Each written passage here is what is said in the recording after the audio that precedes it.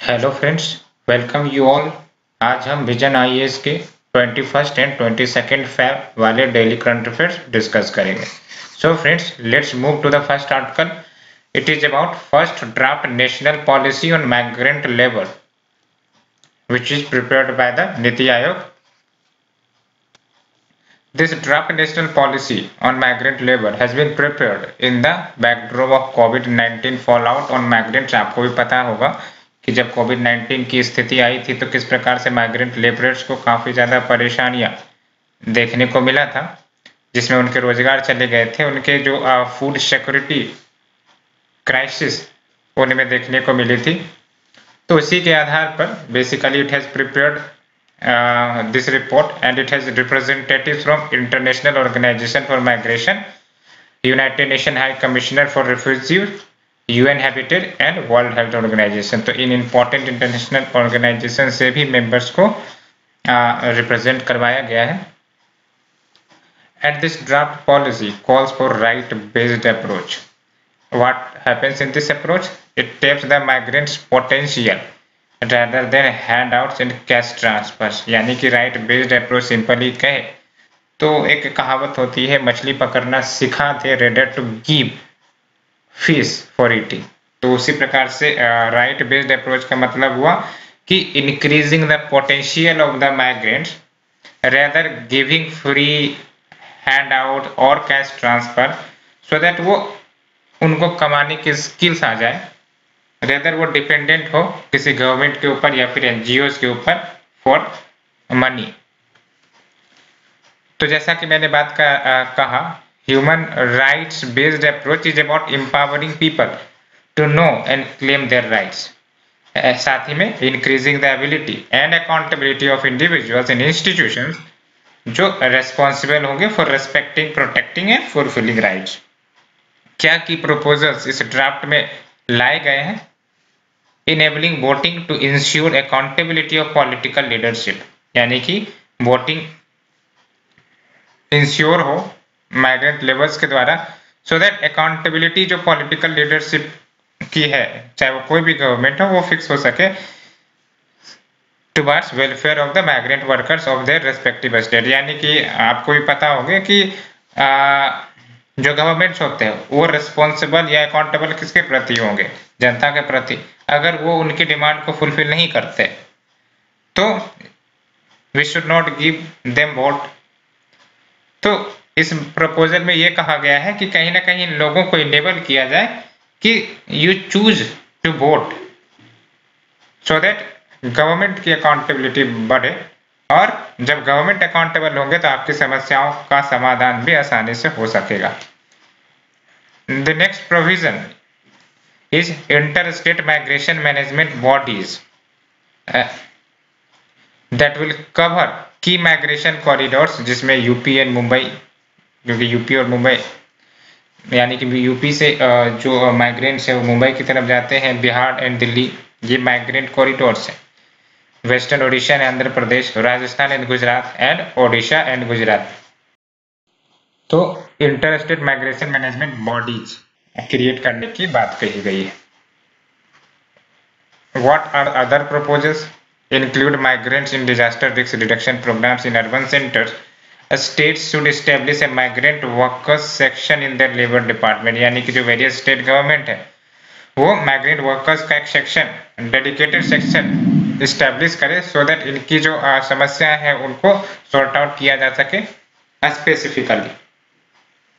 And social security programmes वो portable होने चाहिए क्रॉस स्टेट बॉर्डर्स। यानी कि लेट से कि किसी एक स्टेट है, लेट से कि यूपी, वहां पर कुछ state government social security programmes वहां के लेबर्स के लिए चलाती है, लेकिन हो सकता है कि वहां से वो माइग्रेट करके किसी दूसरे स्टेट में चले गए, तो हो सकता है कि वो जो सोशल सिक्योरिटी प्रोग्राम्स का बेनिफिट उन्हें मिल रहा था वो ना मिल सके। तो यही बात कही गई है कि सोशल सिक्योरिटी प्रोग्राम्स को पोर्टेबल बनाया जाए अक्रॉस स्टेट बॉर्डर्स, यानी कि it should be applicable to the destination location of the migrant workers also. Draft also highlighted that programme such as MNREGA, यानी कि Mahatma Gandhi national rural employment guarantee act and state rural livelihood mission failed to check out migration. तो इसने highlight किया है कि such programme like MNREGA and state rural livelihood mission, these programs has failed to check out migration।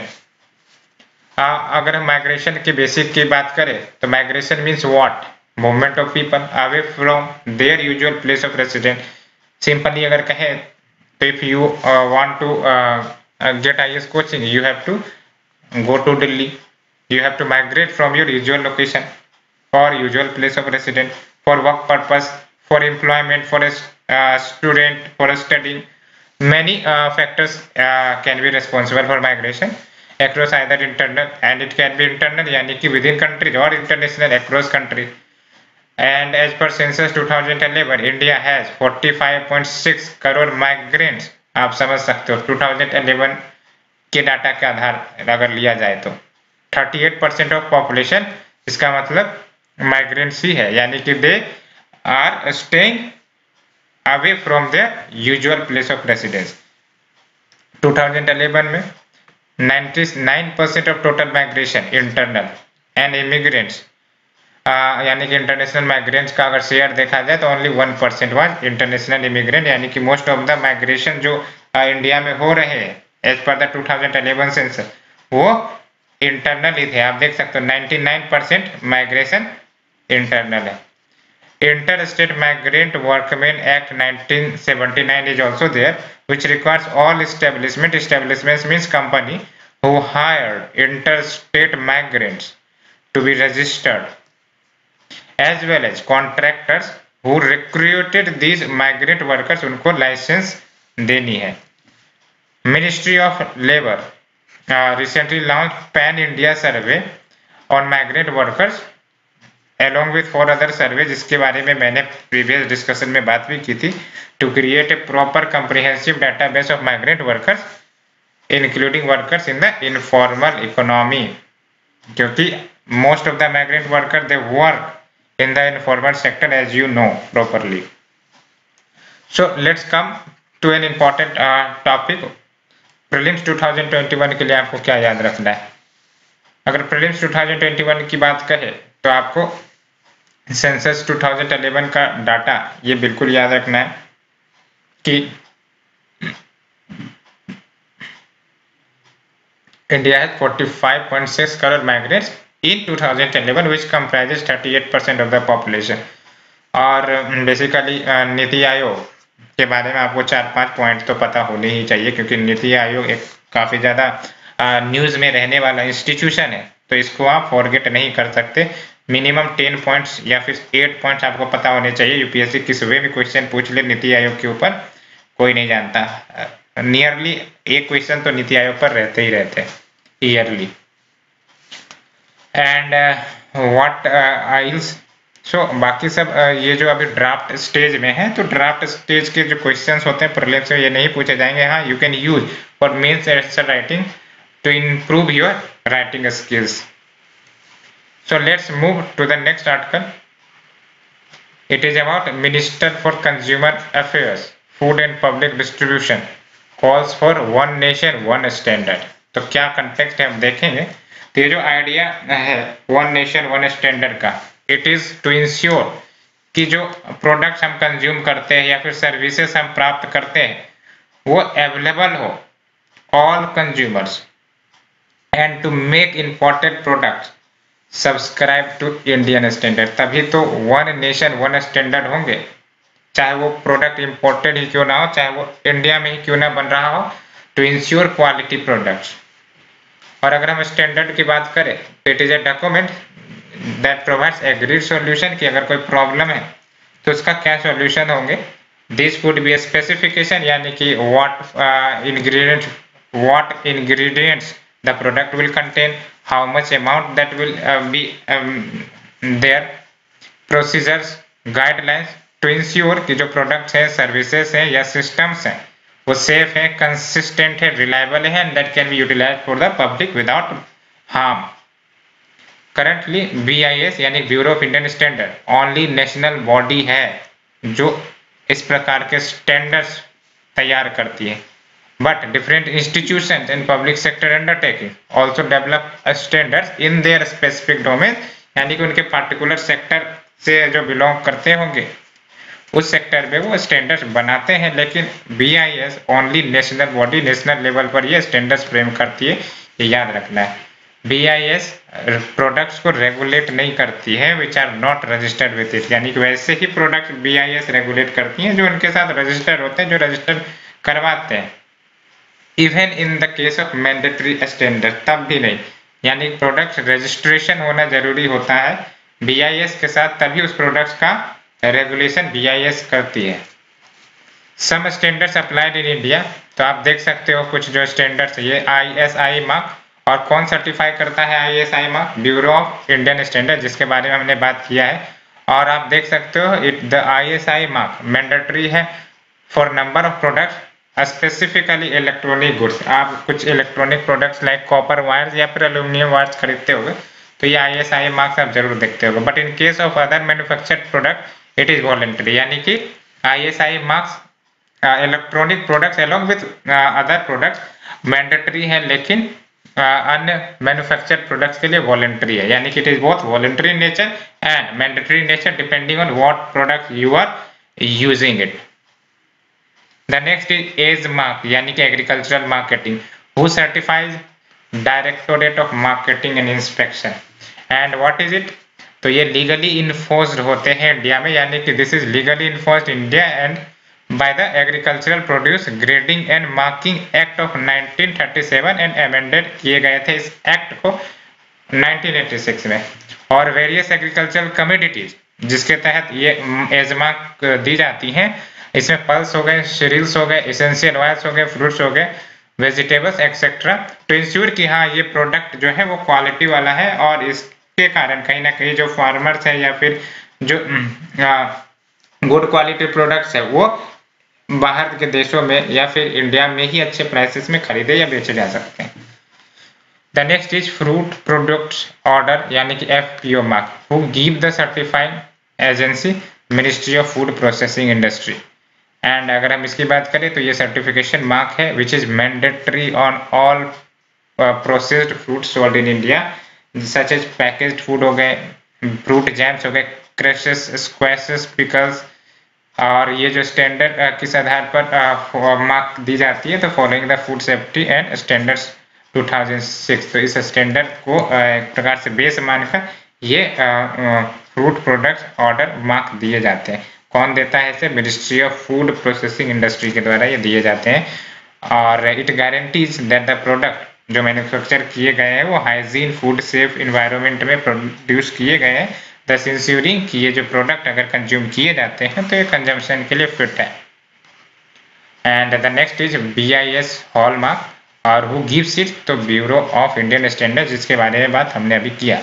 और this BIS hallmark ये किसके लिए दिए जाते हैं? तो for the sale of precious metal, चाहे वो गोल्ड हो, सिल्वर, ज्वेलरी हो, इन सब का जब सेल होता है तो जब भी आप देखते होगे ये जो आपके जो ब्रांडेड शोरूम्स होते हैं जहाँ पर ये सब मेटल्स खरीदे जाते हैं वहाँ पर BIS हॉलमार्क होते ही होते हैं, which certify the purity of the metal.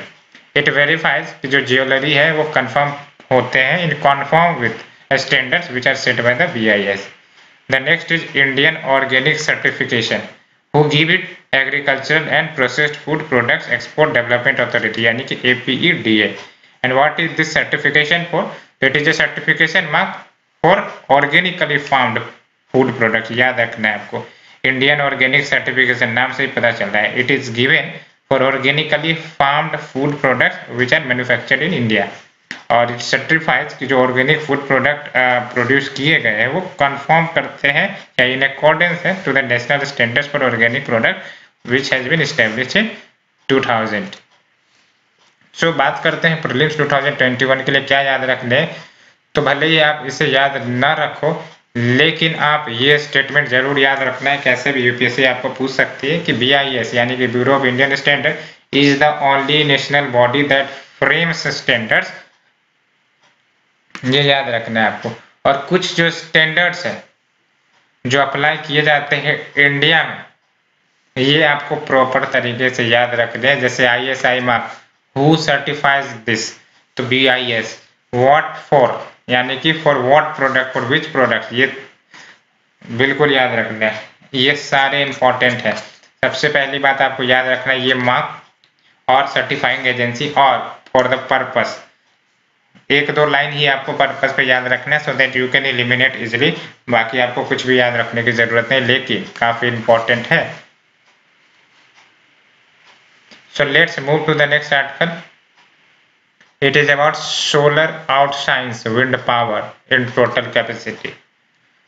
तो basically ministry of new and renewable energy data जो हाल ही में रिलीज हुई है, उसमें ये साफ साफ दिख रहा है कि जो total installed capacity solar power की है वो अब 38,794 मेगावाट हो गई है। और अगर हम टोटल विंड पावर कैपेसिटी की बात करें तो ये 38,684 मेगावाट की है। इसका मतलब सोलर पावर कैपेसिटी सरपास कर गई है विंड पावर कैपेसिटी की कंपैरिजन में। और जबकि हम एक दशक पहले की बात करें, यानी कि 10 साल पीछे जाए, तो सोलर सेगमेंट से जो कैपेसिटी थी वो 18 मेगावाट ही थी, जबकि विंड पावर इंस्टॉल्ड कैपेसिटी उस समय एक दशक पहले 10 years ago it was 13,000 megawatt. तो काफी ज्यादा ग्रोथ सोलर कैपेसिटी में हुआ है, आप देख सकते हो 18 मेगावाट। की रीजंस फॉर दिस, तो it is simply because supportive government policies like national solar mission, renewable purchase obligation, प्रधानमंत्री किसान ऊर्जा सुरक्षा एवं उत्थान महाअभियान योजना और भी बहुत सारे स्कीम्स लाए गए हैं। So we support the solar solar capacity manufacturing and what other land certainty due to the solar park policy. Government of India ने सोलर पार्क पॉलिसी भी लेकर आई थी, जिससे ये इंश्योर हो गया कि हाँ, यहाँ पर अगर सोलर प्लांट बिछाए भी जाते हैं तो एक सर्टेन बेसिकली सर्टेनिटी होगी कि हाँ, लैंड छीने नहीं जा सकते, under which large tracts of land were identified. तो लोअर सोलर टैरिफ भी हो गए, dropping below the grid electricity tariff. आप समझ सकते हो, ये ग्रिड इलेक्ट्रिसिटी टैरिफ जो आपके ट्रांसफार्मर के थ्रू इलेक्ट्रिसिटी पहुंचते हैं वही होते हैं ग्रिड इलेक्ट्रिसिटी। तो सोलर टैरिफ भी लोअर हो गए, that's why quicker adoption of the solar panels हो रहे हैं। साथ ही साथ role of international solar alliance को भी नकारा नहीं जा सकता टू स्केप, because it has been contributing scaling up solar energy. कैसे? तो ISA यानी कि international solar alliance help to create the condition जो फंडिंग प्रदान करते हैं developing and deploying solar application on large scale reality वो बनाता है। और इंडिया का आपको भी पता है 175 गीगावाट का टारगेट है रिन्यूएबल एनर्जी और बाय 2022, और जिसमें से 100 गीगावाट का जो कंट्रीब्यूशन होगा वो इटसेल्फ सोलर पावर से होने वाला है। हाँ, एक की कंसर्न है high dependence on China for solar cell. ये तो रियलिटी ही है, क्योंकि हम सोलर सेल उतने मात्रा में नहीं प्रोड्यूस कर पा रहे हैं। हम ज़्यादा से ज़्यादा भले ही कैपेसिटी को बढ़ा रहे हैं, बट जो रॉ मटेरियल्स है that is solar cells and modules, उसको हम इंपोर्ट कर रहे हैं चाइना से। तो चाइना के खाते में कहीं ना कहीं अच्छा खासा पैसा जा रहा है in the form of foreign exchange. और देख सकते हो आप 80% of imports of these raw material we have to depend on China. And recently government launch PLI scheme for solar photovoltaic cells. ये याद रखना है आपको, ये भी याद रखना है कि PLI स्कीम क्या है और कौन कौन से सेक्टर ये कवर करता है। फार्मास्यूटिकल सेक्टर भी PLI कवर करता है। और अगर हम रिन्यूएबल एनर्जी ब्रेकअप की बात करें, ये आपको पूछा जा सकता है क्रोनोलॉजी में, याद रहे सबसे ज्यादा किसका है। अगर देखा जाए तो सोलर का 38,794 मेगावाट, विंड का आप देख सकते हो 38,683.65 मेगावाट। ये क्रोनोलॉजी याद रखनी है। तीसरे नंबर पर कौन है? बायोमास है 10,145 मेगावाट। फोर्थ नंबर पर कौन है? 4,758.46 मेगावाट, ये है स्मॉल हाइड्रो। ये क्रोनोलॉजी याद रखनी है कि ये 1 नंबर है, ये 2 नंबर है, ये 3 नंबर आता है और ये 4 नंबर आता है। सो अब बात करते हैं प्रीलिम्स 2021 के लिए क्या इंपॉर्टेंट है।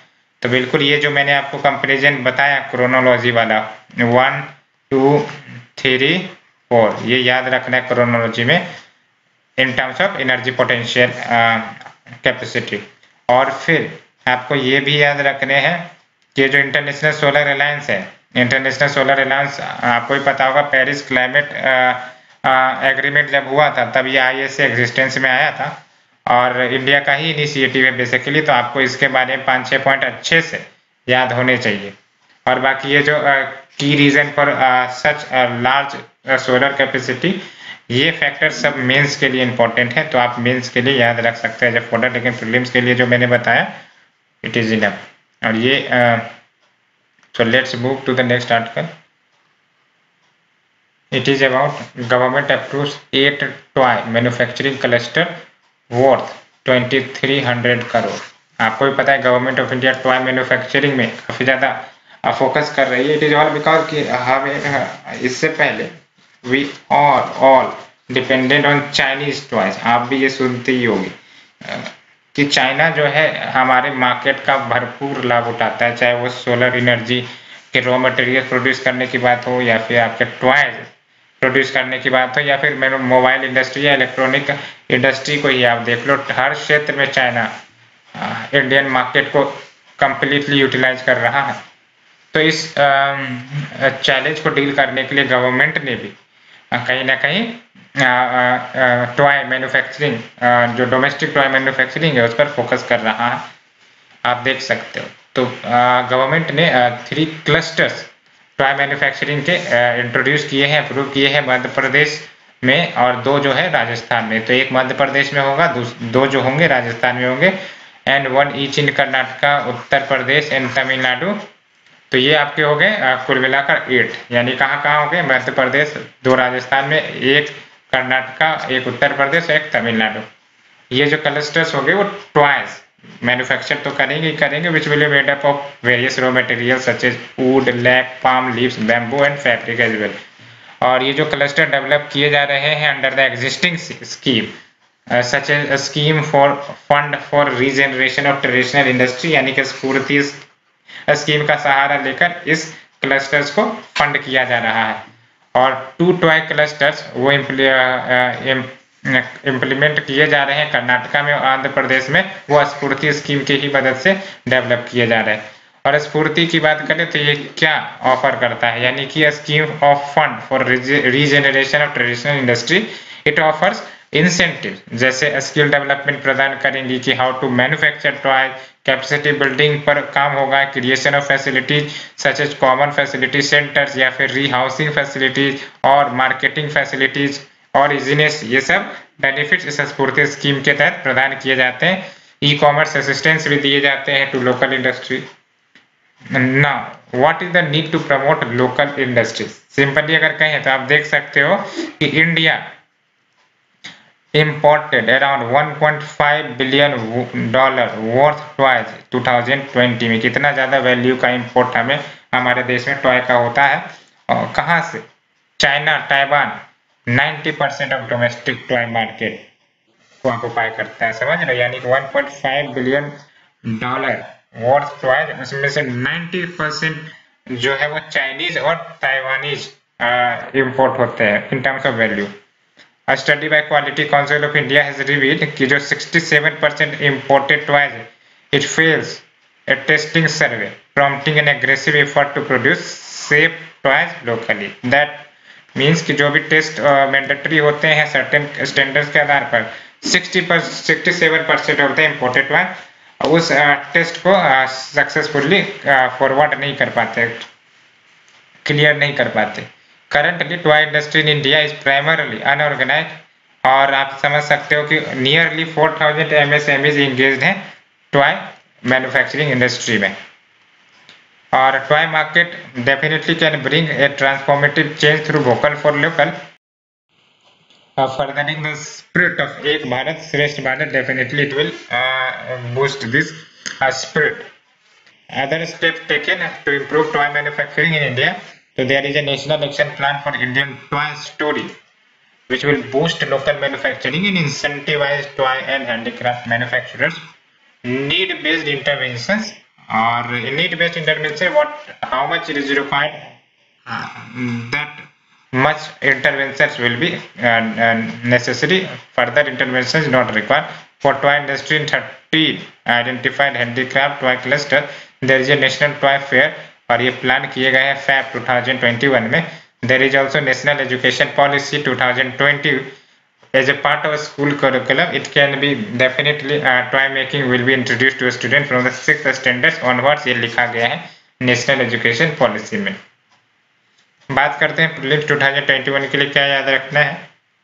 तो बेसिकली ये मेंस के लिए ज़्यादा इंपॉर्टेंट है, लेकिन आप ये याद रख सकते हो, ये जो डाटा है इम्पोर्ट वाले, इंडिया इम्पोर्टेड, ये वैल्यू नहीं याद रखना है, बस इतना याद रखना कि जो टॉयज का इम्पोर्ट है वो मेजॉरिटली चाइना और ताइवान से इम्पोर्ट किए जाते हैं 90%।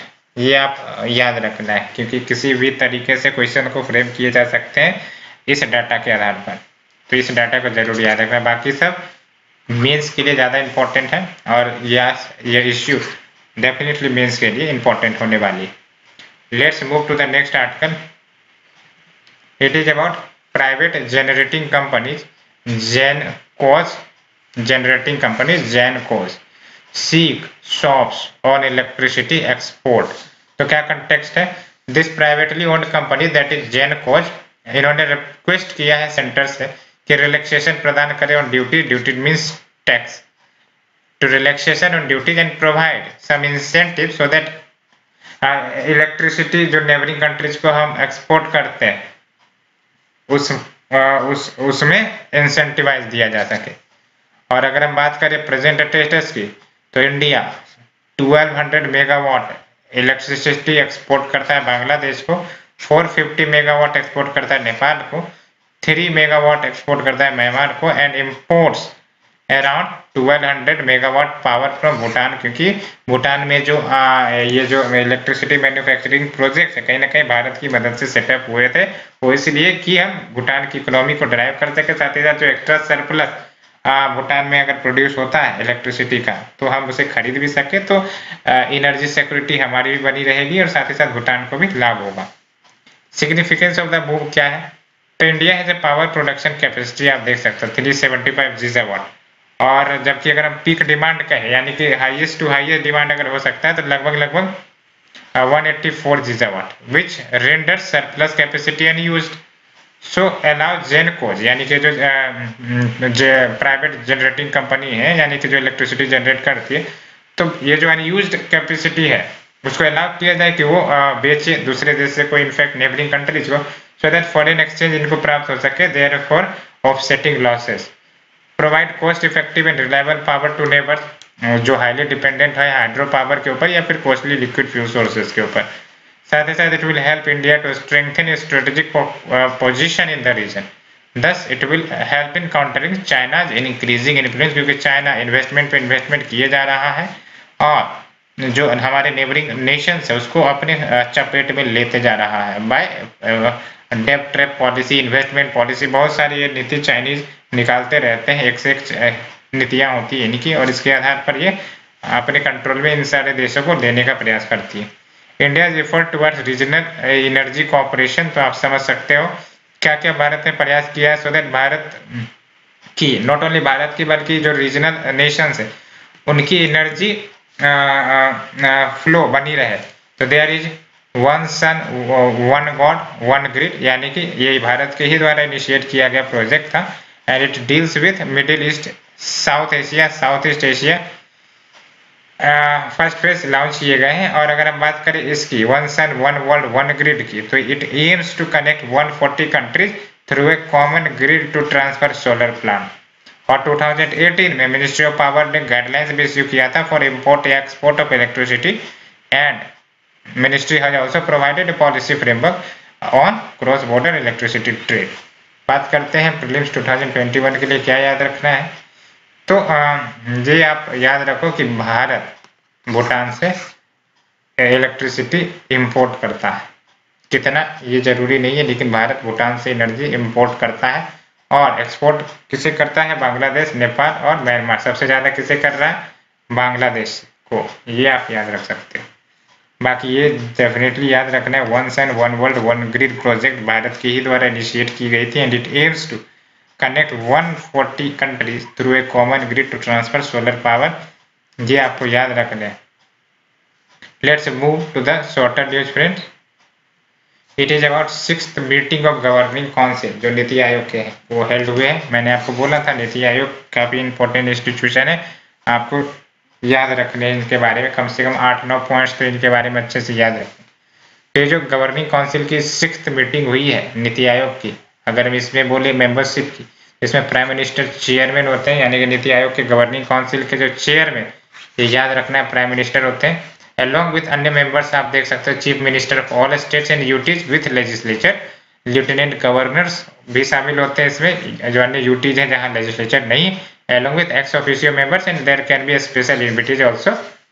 और अगर हम बात करें इसके वर्क की, यानी कि गवर्निंग काउंसिल की, तो it is tasked to evolve a shared vision of national development priorities, कि राष्ट्र में नेशनल डेवलपमेंट प्रायोरिटीज क्या हो जिस पर फोकस किया जाए, sectors, strategies with the active involvement of states, क्योंकि आप देख सकते हो chief ministers of all states इसमें शामिल होते हैं, shaping the development narrative in the future. Governing council एक प्लेटफॉर्म भी प्रदान करता है to discuss inter sectoral, inter departmental, feudal नहीं federal issues to accelerate the implementation of national development agenda. तो ये याद रखना है गवर्निंग काउंसिल के बारे में नीति आयोग का, और इसके कंपोजिशंस भी आपको याद रखने हैं। डेफिनेटली ये सारे जो डिसीजंस होते हैं वो रिकमेंडरी होते हैं, मैंडेटरी नहीं होते। The next news is Mawsynram Meghalaya India, इसके बारे में तो आप डेफिनेटली जानती होगी। Why? Because it is the wettest place in the world. Annual rainfall आप देख सकते हो 11,871 मिलीमीटर्स। लेकिन एक स्टडी से पता चला है कि ये जो एनुअल मीन रेनफॉल के जो ट्रेंड है वो घटते जा रहे हैं, डिक्रीज होते जा रहे हैं, और ये डाटा आपको 1973 से 2019 के बीच एनालाइज किया गया। क्या कारण हो सकते हैं इस ट्रेंड के? तो इंडियन ओशियन का जो टेम्परेचर है, जिसके आधार पर मानसून डिपेंडेंट रहता है, उसमें कुछ बदलाव आ रहे होंगे। साथ ही साथ वेजिटेशन एरियाज में रिडक्शन हो रहा होगा in the north east in the past 2 decade, जो डेवलपमेंटल एक्टिविटीज के कारण हो सकते हैं। So let's move to the next news. It is about Kandla forest. तो याद रखना एनवायरमेंट पॉइंट ऑफ व्यू से काफी ज्यादा इंपॉर्टेंट है। Karnataka biodiversity board, it is set to pass a resolution, जिसके तहत वो कांडला फॉरेस्ट जो पंचगंग इस्चुरी में सिचुएटेड है, विच इज इरदिप्पी डिस्ट्रिक्ट कर्नाटका, उसे बायोडाइवर्सिटी हॉटस्पॉट डिक्लेयर करेगी। सिंपली कहें तो कांडला फॉरेस्ट को बायोडाइवर्सिटी हॉटस्पॉट डिक्लेयर करने का प्लान कर्नाटका बायोडाइवर्सिटी बोर्ड का है। ये आपको याद इसलिए रखना है क्योंकि जब ये आएगा कांडला फॉरेस्ट कहाँ मिलते हैं तो आप कंफ्यूज हो जाओगे कि ये गुजरात में मिलते हैं, बिकॉज कांडला पोर्ट तो वहीं पे है। सो इसलिए कंफ्यूज नहीं होना है। कहाँ पे मिलते हैं? उदुपी डिस्ट्रिक्ट कर्नाटका, ये जो आपका रीजन है यहाँ पे मिलते हैं। और ये जो बायोडाइवर्सिटी हॉटस्पॉट टैग है, it will enhance protection and conservation effort. और कांडला की बात करें तो it is the local name for long stretch of dense and tall mangrove vegetation. Simply कहें तो ये मैंग्रोव वेजिटेशन का ही एक स्पीसीज कह सकते हो, और काफी ज्यादा डेंस एंड टॉल होते हैं, और ये आपको कर्नाटका कोस्ट में मिलेंगे। बायोडाइवर्सिटी हॉटस्पॉट की बात करें तो ये बायोजियोग्राफिक रीजन होते हैं जिसमें आपका exceptional level of plant endemism होता है, यानी प्लांट इंडेमिज्म यानी कि वो endemic to that area only, and by series levels of habitat, यानी कि 2 क्राइटेरिया तो जो होते ही होते हैं बायोडाइवर्सिटी हॉटस्पॉट डिक्लेयर करने के लिए। पहली बात तो हाईली इंडेमिनिज्म, और दूसरा there is a serious level of habitat loss. ये 2 कंडीशन होते हैं। इस पर यूपीएससी ने क्वेश्चन पूछा भी था प्रीवियस ईयर्स में। सो कांडला फॉरेस्ट के बारे में आपको जरूर याद रखने हैं, स्पेसिफिकली लोकेशन और कहाँ पे ये मिलते हैं, और मैंग्रोव वेजिटेशन की ही वेराइटी, ये याद रखना है। So let's move to einsteinium. The next news, scientist has reported some of the properties of element 99 जो हमारे पीरियोडिक टेबल में है, called einsteinium, which has been named after Albert Einstein. और ये एलिमेंट 99 डिस्कवर किए गए 1952 में in the debris of the first hydrogen bomb. और because of difficulty in creating short half life of all its isotope and of it's radioactive nature, scientist were not able to experiment on it. और इसके atomic arrangement की जब study गई तो it may prove useful for nuclear power production and radio pharmaceuticals, यानी कि medical purposes के लिए भी इसका इस्तेमाल हो सकता है। तो अगर पूछा जाए आइंस्टीनियम क्या है, सिंपली आपको याद रखना है कि पीरियोडिक टेबल का एलिमेंट 99 है, याद रखना है ये आइंस्टीनियम, क्योंकि ये सिंपली एक ही क्वेश्चन इससे निकलता है, what is einsteinium, recently CNN news refer to it is element 99 of the periodic table, ये याद रखना है। Let's move to the next article, it is about international mother language day 21st Feb, or it is observed every year to promote linguistic and cultural diversity and multilingualism. This international mother language is based on multilingualism because every nation, every location, every culture has distinct and unique language. So what does it promote? It promotes cultural diversity, and IMLD, yani International Mother Language Day, was proclaimed by the United Nation Educational Scientific and Cultural Organization, UNESCO, याद रखना आपको ये, इन 1999, and इसको observe किया जा रहा है from that since throughout the world. And the idea behind it to celebrate IMLD was the initiative कि ये सेलिब्रेट किया जाए, बिकॉज आपको ही पता है despite one religion Pakistan at the time of independence, the basic factor behind this creation of Bangladesh was only कि जो Bangla language it was threatened by the West Pakistan. That's why this year's theme for studying multilingualism for inclusion in education and society, and it also contribute to United Nations International Decade of Indigenous Language, ये याद रखना है। UN Decade of Indigenous Languages ये किस है 2022-2032, ये आपको याद रखना है, और यूनेस्को के द्वारा प्रोक्लेम किया गया था, ये भी याद रखना है। सो फ्रेंड्स, ये थी आज की न्यूज, होप आप लोगों को पसंद आई होगी। अगर पसंद आ रही है तो प्लीज लाइक शेयर सब्सक्राइब जरूर करें। Thank you very much.